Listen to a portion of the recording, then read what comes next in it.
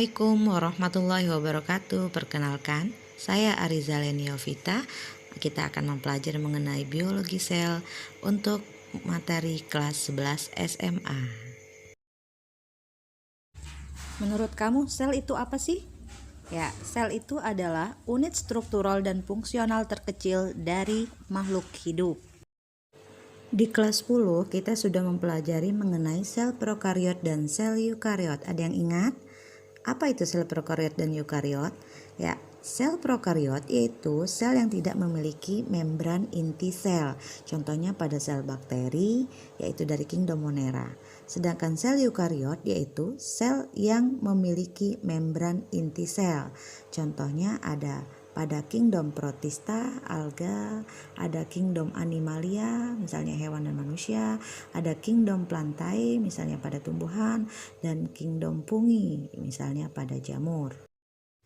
Bagian-bagian sel, bagian terluar dari sel disusun oleh membran sel, lalu di bagian tengah terdapat sitoplasma, dan di dalam sitoplasma terdapat inti sel atau nukleus. Selain itu, di sitoplasma juga terdapat berbagai macam organel-organel sel. Berikut ini adalah gambar sel hewan dan sel tumbuhan. Di sini kita bisa melihat pada sel hewan terdapat membran sel bagian terluarnya, lalu di bagian tengahnya kita bisa melihat struktur yang berukuran besar yaitu nukleus yang berwarna pink, sedangkan di sekelilingnya terdapat cairan berupa sitoplasma. Dan di antara sitoplasma tersebut terdapat beberapa organel-organel sel seperti retikulum endoplasma, lisosom, vakuola, mitokondria, badan Golgi, serta di dalam nukleus terdapat nukleolus. Nah, sekarang kita lihat pada sel tumbuhan. Sel tumbuhan memiliki struktur yang berbeda dengan sel hewan. Bagian terluar dari sel tumbuhan disusun oleh dinding sel. Hal ini menyebabkan tumbuhan memiliki bentuk yang tetap. Setelah struktur dinding sel baru ada lapisan membran sel. Selanjutnya kita dapati struktur nukleus atau inti sel yang berwarna pink, namun tidak lebih besar daripada ukuran struktur nukleus pada sel hewan. Dan di dalam nukleus terdapat struktur nukleolus, disebut juga anak inti sel. Lalu kita dapat melihat struktur yang disebut dengan vakuola, di mana vakuola ini adalah rongga udara yang berukuran besar, lebih besar daripada inti sel pada sel tumbuhan. Vakuola sel tumbuhan berukuran besar, sedangkan pada sel hewan berukuran kecil. Selanjutnya kita akan mendapatkan organel yang disebut dengan badan Golgi.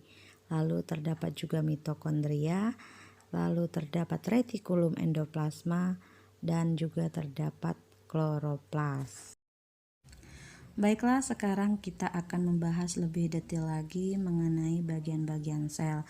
Ini adalah gambar daripada membran sel, di mana membran sel ini disusun oleh bagian-bagian yang disebut dengan protein maupun lipid. Nah, di sini kita akan melihat lipid ini disusun oleh dua lapisan sehingga disebut dengan lipid bilayer. Struktur lipid ini memiliki bagian kepala dan ekor.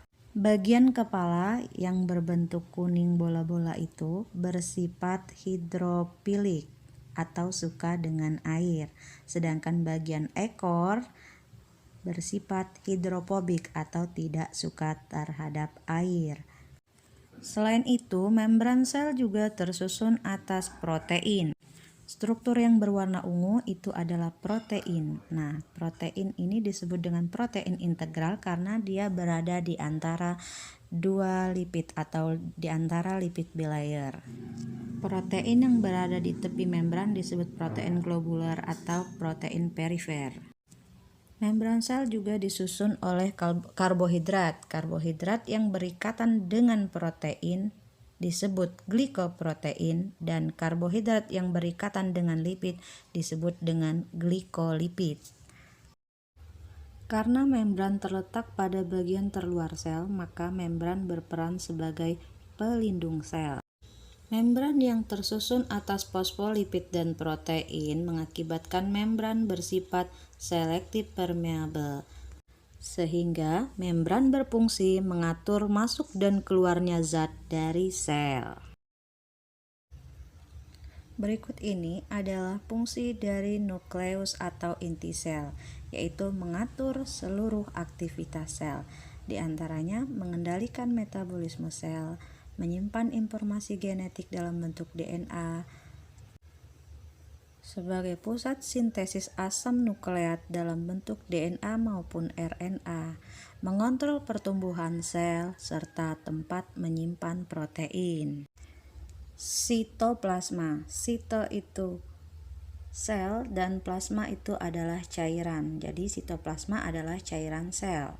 Sitoplasma sering juga disebut sebagai sitosol karena disusun oleh 70-90%-nya adalah air.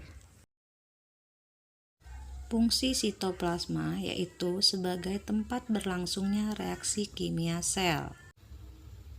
Yang kedua, sebagai pelarut untuk semua protein dan senyawa dalam sel. Dan yang ketiga, sebagai perantara transfer bahan dari luar sel ke organel atau inti sel. Mitokondria adalah organel yang berperan untuk respirasi. Dengan respirasi bisa menghasilkan energi berupa ATP atau adenosin trifosfat. Mitokondria ini tersusun atas dua membran, yaitu membran luar dan membran dalam, di mana membran dalamnya memiliki struktur yang berlekuk-lekuk dengan tujuan untuk memperluas permukaan dalam volume yang lebih kecil. Bagian yang berlekuk di membran dalam disebut dengan krista, dan terdapat struktur di membran dalam yang disebut dengan matriks. Oke, selanjutnya kita lihat ini adalah struktur retikulum endoplasma atau disebut dengan RE. RE ini adalah struktur selapis membran yang letaknya di dekat dengan nukleus atau inti sel.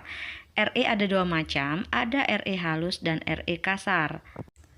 Retikulum endoplasma halus adalah retikulum endoplasma yang tidak ditempeli oleh ribosom, sedangkan retikulum endoplasma kasar atau RE kasar adalah RE yang ditempeli oleh ribosom.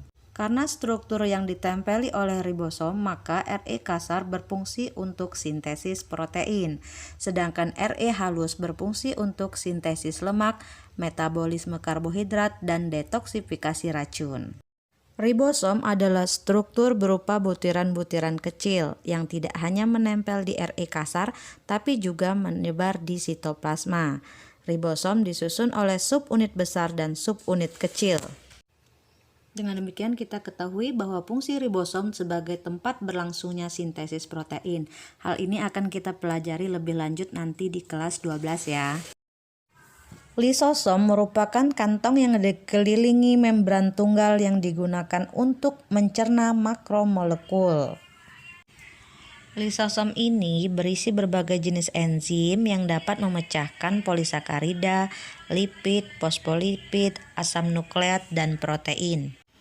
Jadi, lisosom juga berperan dalam pencernaan intrasel, misalnya pada protozoa atau sel darah putih.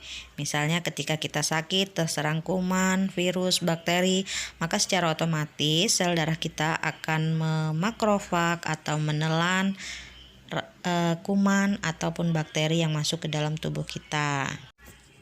Selain itu, lisosom juga berperan sebagai autofagus, yaitu misalnya pada waktu kecebong itu berubah menjadi katak, maka ekornya akan terserap secara bertahap. Nah, ekornya ini lama-lama akan mati dan hasil penghancurannya itu digunakan untuk pertumbuhan sel-sel yang baru berkembang. Nah, lisosom ini banyak ditemukan pada sel hewan.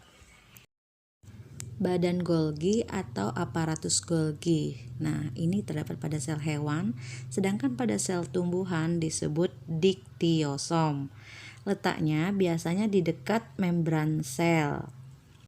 Pada sel hewan, badan Golgi ini bisa membentuk lisosom. Makanya di sekitar badan Golgi itu kadang juga ditemukan lisosom.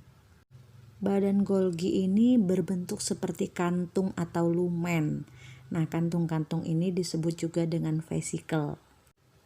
Fungsi badan Golgi ini memodifikasi, mengemas, dan menyortir molekul yang ada di dalam sel. Setelah itu akan ditransportasikan di dalam maupun keluar sel. Nah, molekul yang akan ditransportasikan badan Golgi itu terbungkus di dalam vesikula. Badan Golgi juga memiliki fungsi tambahan, yaitu untuk memproduksi selulosa yang menyusun dinding sel. Badan mikro berbentuk bulat, memiliki membran dan berisi kristal protein tersebar di sitoplasma. Badan mikro ada dua, yaitu peroksisom dan glioksisom. Peroksisom ada pada sel tumbuhan dan hewan yang berfungsi untuk menetralkan racun dan menghasilkan enzim katalase. Sedangkan glioksisom hanya ada di sel tumbuhan dan fungsinya untuk metabolisme lemak. Sentrosom adalah organel yang hanya terdapat pada sel hewan. Sentrosom berperan penting untuk pembelahan sel. Plastida hanya ada pada sel tumbuhan. Plastida berfungsi untuk membantu proses fotosintesis dan menghasilkan pigmen warna pada tumbuhan. Misalnya, kloroplas merupakan plastida yang mengandung klorofil dan karotenoid yang berfungsi untuk membantu proses fotosintesis pada tumbuhan. Sedangkan kromoplas merupakan plastida yang mengandung pigmen seperti merah, jingga maupun kuning.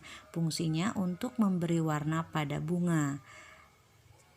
Sementara leukoplas merupakan plastida yang tidak menghasilkan warna. Fungsinya untuk menyimpan cadangan makanan. Leukoplas dibedakan menjadi amiloplas, elaioplas, dan proteinoplas. Amiloplas berperan untuk menyimpan zat tepung, elaioplas berperan untuk menyimpan lemak, dan proteinoplas berperan untuk menyimpan protein. Vakuola. Vakuola hanya terdapat pada sel tumbuhan yang memiliki fungsi sebagai tempat menyimpan cadangan makanan, menampung proses pencernaan, dan mengatur konsentrasi air. Vakuola jarang sekali ditemukan pada sel hewan. Vakuola terkadang ditemukan pada protozoa dengan nama vakuola kontraktil. Vakuola kontraktil berfungsi untuk mengatur tekanan osmotik atau konsentrasi air dan tempat pengeluaran cairan tubuh. Nah, selesai sudah penjelasan kita mengenai sel tumbuhan dan sel hewan beserta dengan organel dan fungsinya. Cukup sekian, terima kasih atas perhatiannya. Assalamualaikum warahmatullahi wabarakatuh.